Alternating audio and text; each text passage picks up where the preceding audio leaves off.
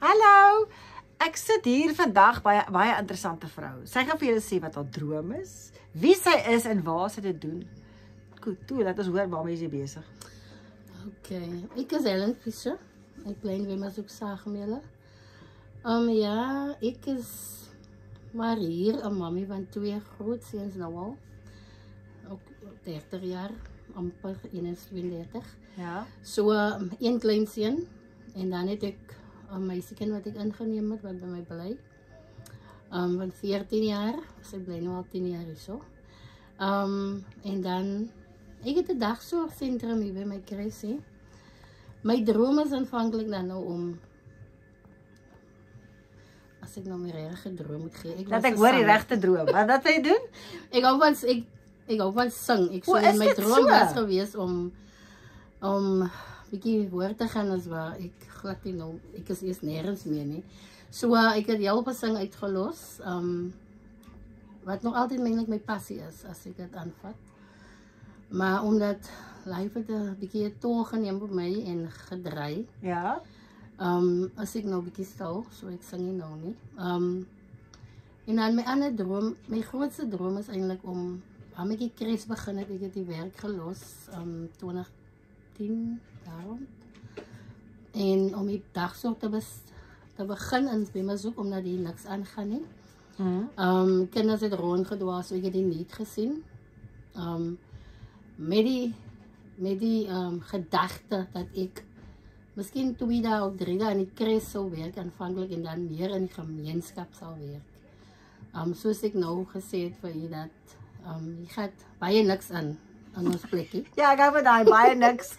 So ja, en mense ek sal sal net nie graag wil, soos met die vroue wil werk, met ons jong vroue. Ek is 'n ma wat ek het baie vroeg 'n kind gehaal, ek was baie jong. So die jong kinders is op my hart om met hulle te werk. En dan nou miskien 'n boekie te skryf. Daai is maar my groot. 'n boekie te skryf. Wat 'n boekie vir wie? Spesiaal vir ons jong dogters en jong seuns oor vroeë swangerskappe. Ja. En die effek wat dit het, want ek het baie gevoel wat die effek dit is wanneer jy baie jonk is. Soos ek was 15 toe ek my seun gekry het. En jy as 'n jong ma kan nie jy's veel vir jou kind inbring wanneer jy 18 is of 20 is en jou kind is al miskien 5. Sy is 30, jou kind is 15. Is baie moeilik om vir daai kind. Jy's nog self jonk. Sy kan nie regtig met jou kind deel nie, want hy soek nou al so groot man en ek het ervaar wat is die lek wat ek by hom gebring het, dat ek nie regtig daai maar kan op sekere vlakke. Ek kon nie deel en praat met hom nie, want ek kon nie deel met sy rebellie nie, want ek is, verstaan, het was net moeilik. Self-rebels. Ja, het was net moeilik en ek het net ervaar dat baie van ons kinders vandag, en juist omdat ek in 'n dagsorg werk, en sy ervaar dat baie van die kinders is enkel mammies se kinders, is jong mama se kinders, en die challenges wat eintlik gepaard gaan met dit, om die kind die beste te gee. So, ja, dis eintlik maar waar ek graag wil inkom, by ons mens, by ons vroue, by ons meisies. Want daar is soveel historie in my lewe en soveel slegte goed wat gedwing het. Ek wil nie sê dat dit my gevat na vroeë swangerskap toe nie, maar dit dryf jou in 'n ander rigting in jou lewe. So ek het daarop geïnner op 'n baie slegte ooi van my lewe. En wat is die beste deel van wat jy doen? Die beste deel van my is ek het daai ding om te gee sonder om te dink, sê my man soms. En om onbewustelik liefde het. Om onbewust enige mens voor om te gee.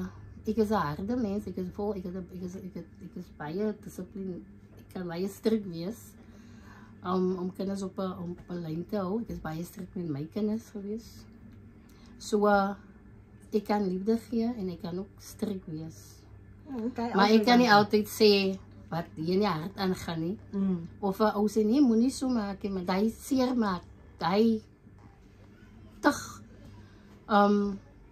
Maar mense kan maar trek uit my en ek sal gee en gee en gee.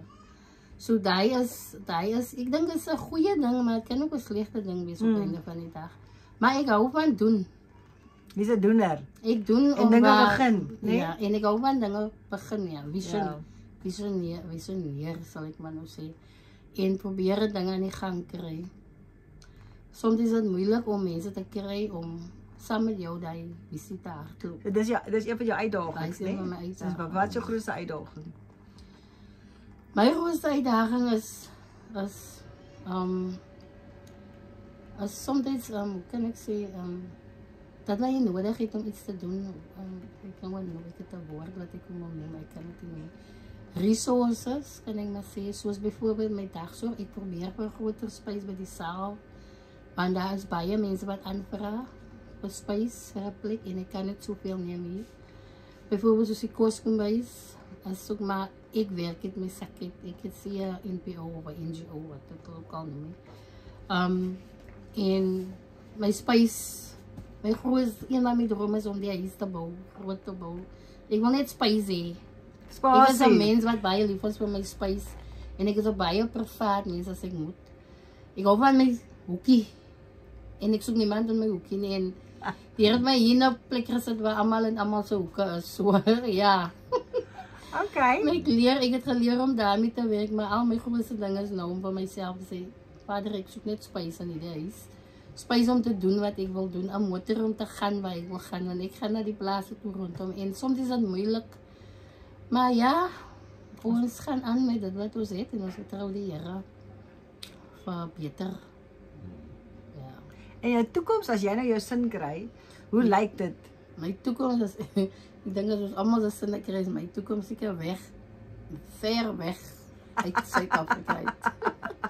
Maar ja, nee, dit is die, soos ek sê, een van my groot drome is, as ek space kan hê, my huis groter gebou kan kry om meer te kan doen. As ek kan my motor kan hê om meer te kan doen, want ek voel soms stak. Sy stak, want sy moet as taxi die kan doen net koste gaan koop, as die kan doen, sy moet afhanklik wees van mense. En 'n space waar ons kan werk in die gemeenskap, sonder die hessels van die munisipaliteit, dis die kant toe, daai kant toe, nou kom jy antwoord om 'n space te kry wat klaar daar staan om vir ons om te werk. En so ja, dit is van my groot challenges aan my toekoms. En dan is elkeen se toekoms maar om te kan voorsien vir my kinders, vir my kleinkinders. My kinders moet nou wel selfsorg, so ja. So jou kinders en die klein kindertjies wat jy hier buite groot maak in jou kleuterskool. Ja. Hallo ook. Baie dankie. Jy het my nou baie geïnspireer. Ek hoop die regte mense hoor wat jy als nodig het en raak aangesteek deur jou droom om 'n verskil te maak in die gemeenskap.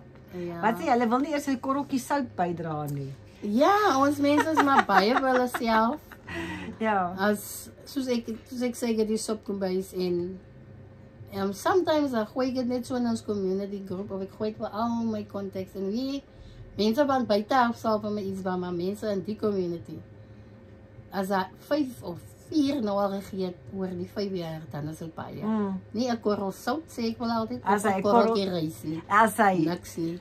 So, ons druk maar met wat ons kan doen, en ons doen wat ons kan doen, en die Here sorg altyd. Ja, hy sorg. Ek is baie opgewonde oor wat jy alles doen. Baie dankie. Ja. En ek hou jou dop.